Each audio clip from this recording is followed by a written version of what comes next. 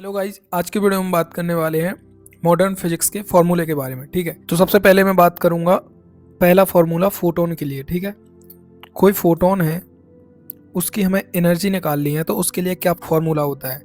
उसके लिए आपको एक चीज़ याद रख लेनी है, एच इंटू म्यू। इसको हम एक और तरीके से लिख सकते हैं, एच सी वाई लेमडा। ठीक है, ये है उसका मेन फॉर्मूला। अब क्या होता है कि कभी कभी जो लेमडा है वो हमें एंगस्ट्रॉम में दी होती है और एनर्जी हमसे इलेक्ट्रॉन वोल्ट में पूछी होती है, तो उसके लिए आपको सीधी वैल्यू याद रख लेना है, क्या, E equal to 12,400 upon lambda. ठीक है, ये किस में हो जाएगा, एंगस्ट्रॉम में। अब अगर ये एंगस्ट्रॉम की जगह मीटर में दी हो तो एनर्जी आएगी जूल में, तो उसके लिए भी आपको सीधा याद रख लेना है, E equal to 2 into 10⁻⁻25 upon lambda. ये किस में है, मीटर में। ये आएगी इलेक्ट्रॉन वोल्ट में, ये आएगी किस में, जूल में। ठीक, तो इस तरह से आपको ये फॉर्मूले याद होने चाहिए। एक और होता है कि अगर ना दिया हो, केवल हमें म्यू दिया हो, मतलब फ्रीक्वेंसी दी हो, तो उसके लिए आपको याद रख लेना है, क्या, E equal to 4.1 into 10⁻⁻15 mu. ये किस में आएगी, इलेक्ट्रॉन वोल्ट में एनर्जी। तो ये तीन फार्मूले आपको फोटोन के लिए याद रख लेने हैं, ये आपको बहुत इजी करेंगे सवाल सॉल्व करने में। अब हम बात करते हैं इसके आगे मैं बात करता हूँ कि आइंस्टीन ने कहा था कि कोई भी मास होता है, अगर वो मास डिसअपियर होता है तो वो कन्वर्ट हो जाता है एनर्जी में, यानी मास एक एनर्जी का फॉर्म है। तो हम बात कर लेते हैं एक और फार्मूले की आइंस्टीन ने दिया था जो, तो दूसरा फार्मूला है E equal to m c square. ठीक, अब इससे क्या होगा, कोई फोटोन है उसकी एनर्जी एम सी स्क्वायर हो जाएगी।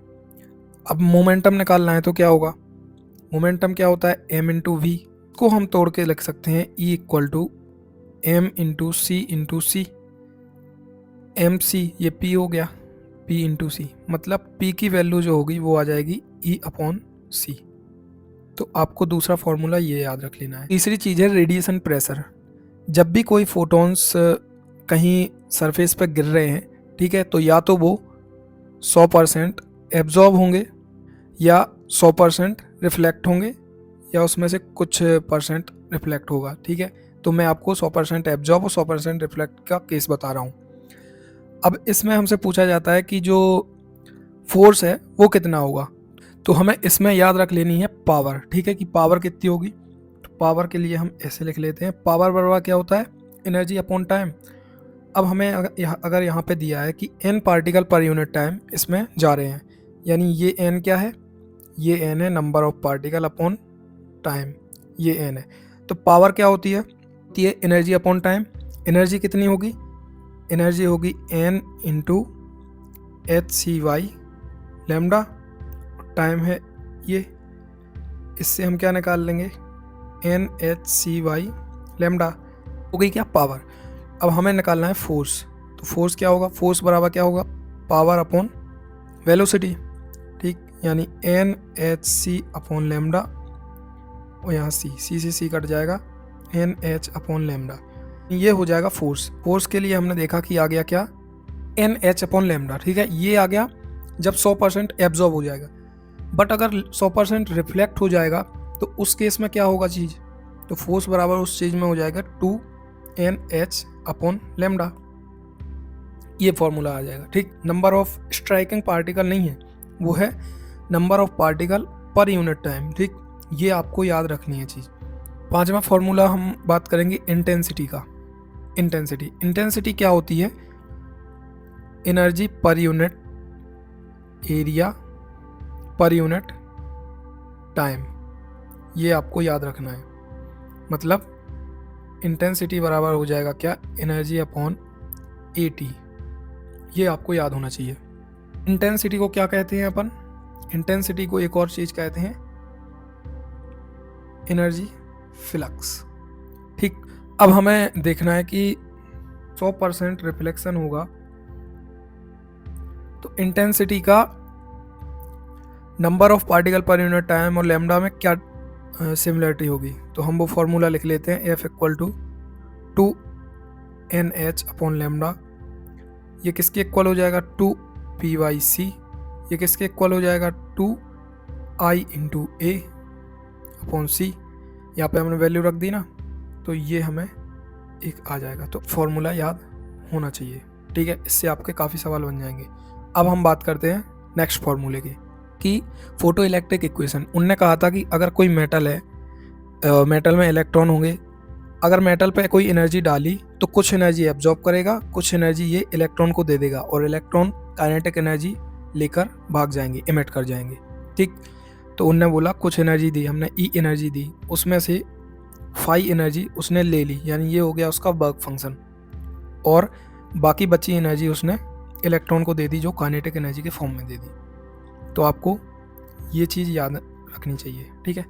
और ऐसे ही याद रखना है कि उसने इतनी एनर्जी दी, उसने कुछ एब्जॉर्ब कर ली, बाकी इलेक्ट्रॉन को दे दी। अब इसको अलग रूप में हम लिख सकते हैं, s c by lambda naught, ये थ्रेशोल्ड वेवलेंथ हो जाएगी, प्लस काइनेटिक एनर्जी को हम लिख सकते हैं ई into v S, stopping potential, मतलब जो इलेक्ट्रॉन निकला है उसको इतना पोटेंशियल देंगे तो वो रुक जाएगा, तो उसका दूसरा फॉर्म ये हो गया। माना कि सवाल में लेमडा दिया ही नहीं है, उसमें फ्रीक्वेंसी दी है, तो हमें वैसा भी बना सकते हैं, h mu equal to h mu naught plus e into v s. तो ये अपन बना सकते हैं, ठीक है। ये फॉर्मूले आपको याद होना ही चाहिए, क्योंकि इस फॉर्मूले पे मैक्सिमम क्वेश्चन आए हैं। अब हम बात कर लेते हैं इंटेंसिटी और स्टॉपिंग पोटेंशियल के बारे में। आपको देखने को मिलेगा कि ग्राफ दिए होंगे, ठीक है। इंटेंसिटी और स्टॉपिंग पोटेंशियल के कुछ ग्राफ कभी क्वेश्चन आ सकता है। आपको ट्रिक से याद रखना है कि यहाँ पे देखो, आप आई दिख रहा है कैपिटल आई, यहाँ पे स्मॉल आई, लेटर सेम है, तो आप इजीली याद रख सकते हैं कि इंटेंसिटी का संबंध आई से होता है। ऐसे ही यहाँ पे आप देख रहे हैं कि वी नॉट, ये वी है, ठीक है। स्टॉपिंग पोटेंशियल ये है म्यू, तो सेम दिख रहे हैं, तो आप इससे भी समझ जाएंगे कि जो स्टॉपिंग पोटेंशियल है वो फ्रिक्वेंसी के प्रोपोर्शनल है। तो कोई आपको ऐसे कोई सवाल आएगा तो आप इजीली सॉल्व कर पाएंगे। अब बात करते हैं मैटर वेव की। अगर कोई मैटर वेव है, यानी कि इलेक्ट्रॉन, प्रोटॉन या दुनिया की सारी चीज़ें फोटोन को हटा के, ठीक है, अगर कोई मैटर वेव है, उसके लिए क्या फॉर्मूला होगा? तो नेक्स्ट फार्मूला मैं आपको बताने वाला हूँ। नेक्स्ट फार्मूला होगा, अगर उसकी लैम्डा है तो उसकी वेवलेंथ जो होगी h अपॉन एम भी, ठीक है, h अपॉन पी, ये हो जाएगा h अपॉन 2me, ये हो जाएगा h अपॉन 2me को लिख सकते हैं क्या, q इंटू वी। ये आपको याद होना चाहिए, क्योंकि इस पे आते हैं बहुत भयानक सवाल, ठीक। अब इसी का एक स्पेशल केस, अगर यहाँ पे इलेक्ट्रॉन की बात हो रही है तो आपको सीधा याद रख लेना है वैल्यू 12.27 अपॉन रूट वी, ठीक। ये आपको याद रख लेना, ये एंगस्ट्रॉम में आएगी वैल्यू। अब आते हैं मोस्ट इम्पॉर्टेंट कन्फ्यूजन जो होता है उसके लिए, कि इलेक्ट्रॉन और फोटोन के फॉर्मूलों में क्या अंतर होता है। ये क्वेश्चन भी आता है और इसमें हम थोड़ा कंफ्यूज हो जाते हैं। तो मैं आपको एक्सप्लेन कर देता हूँ। यहाँ पे हम लिख लेंगे फोटोन के फॉर्मूले, यहाँ पे हम लिख लेंगे इलेक्ट्रॉन के फॉर्मूले। फोटोन के लिए एनर्जी होती है h इंटू म्यू, ठीक, और इलेक्ट्रॉन के लिए होगी हाफ एम वी स्क्वायर, ठीक, पहला फॉर्मूला। फोटोन के लिए लैम्डा होगी एच सी बाई ई, ठीक है, क्योंकि यहाँ पे एच सी बाई लैम्डा है, लैम्डा यहाँ गया, ई यहाँ आ गया, बट यहाँ पे लैम्डा होगा एच अपॉन, यहाँ पे मोमेंटम होगा P equal to E by C, ठीक, बट यहाँ पे m इंटू वी। ये चीज़ आपको याद होनी चाहिए, ये डिफरेंस आपको याद होना चाहिए, ठीक है। क्वेश्चन है, ये उसका वर्क फंक्शन है, इलेक्ट्रॉन वोल्ट में है, और ये उसकी जो वेवलेंथ है इस पर डाली गई है। इसमें बताना है अपन को कि मैक्सिमम काइनेटिक एनर्जी, हमें पता है, हम फार्मूला लिख लेंगे अपने हिसाब से। हमने ई एनर्जी दी, उसमें से कुछ एब्जॉर्ब हो गई, कुछ मैक्सिमम काइनेटिक एनर्जी के फॉर्म में निकल गई। अब जितनी एनर्जी दी, कितनी दी, इतने लैम्डा की एनर्जी दी, यानी कि एच सी अपॉन लैम्डा कितना दिया है, एच सी बाई ई,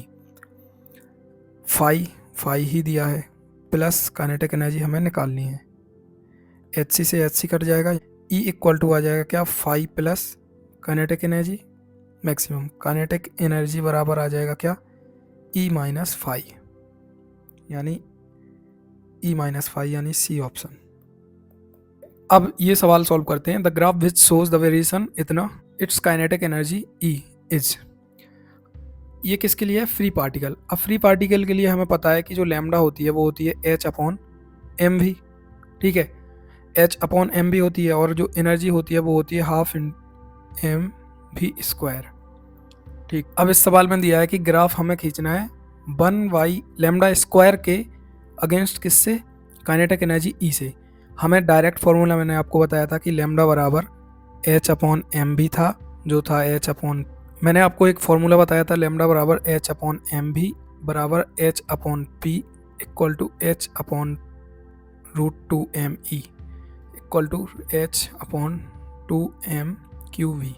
हमें फार्मूला ये यहाँ पे काम आ रहा है, ठीक है। ये इसको हम निकाल लेंगे तो क्या आ जाएगा, lambda equal to h upon √2m e, ठीक है। इसको सॉल्व करेंगे तो जो लैम्डा है वो प्रोपोर्शनल आ रहा है किसके, रूट ई के, यानी ई प्रोपोर्शनल आ रहा है किसके, 1 अपॉन लैम्डा स्क्वायर के, ठीक। ई क्या है, एक्स है, 1 अपॉन लैम्डा स्क्वायर क्या है, वाई, यानी एक्स प्रोपोर्शनल वाई, क्या बनेगा, स्ट्रेट लाइन, डी ऑप्शन। ये क्वेश्चन, एक सीजियम है, एक पोटेंशियम है, एक सोडियम है, इसका वर्क फंक्शन इतना दिया, इतना दिया, इतना दिया।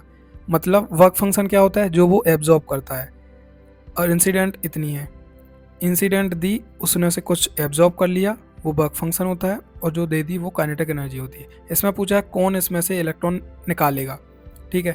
तो हम लिख लेते हैं सब, कौन कितना एब्जॉर्ब करेगा, 2.14, 2.3, 2.75, और हम दे रहे हैं कितनी, दे रहे हैं हम 2.2, 2.2 दी, उसमें से इतनी एब्जॉर्ब होगी, तो काइनेटिक एनर्जी के लिए कितनी बचा देगा, 0.06, ठीक है, ये बचा देगा। इतनी दी, इतनी एब्जॉर्ब करेगा वो, मतलब ये सारी की सारी एब्जॉर्ब कर लेगा, इलेक्ट्रॉन नहीं निकलेगा, इसमें भी इलेक्ट्रॉन नहीं निकलेगा। तो आंसर आ जाएगा ओनली सीजियम, यानी D option. De Broglie wavelength associated with electron accelerated by potential difference इतनी। डायरेक्ट फॉर्मूला आपको बताया था, लैम्डा बराबर इलेक्ट्रॉन के केस में 2 पॉइंट इतना √v, ठीक। ये आ जाएगा 1 2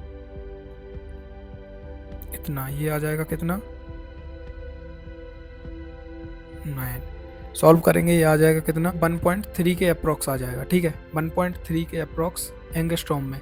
तो नैनोमीटर में कितना आ जाएगा 0.13, आंसर आ जाएगा डी। अब बात करते हैं ये सवाल, ठीक है। लाइट रे हैविंग फोटोन ऑफ एनर्जी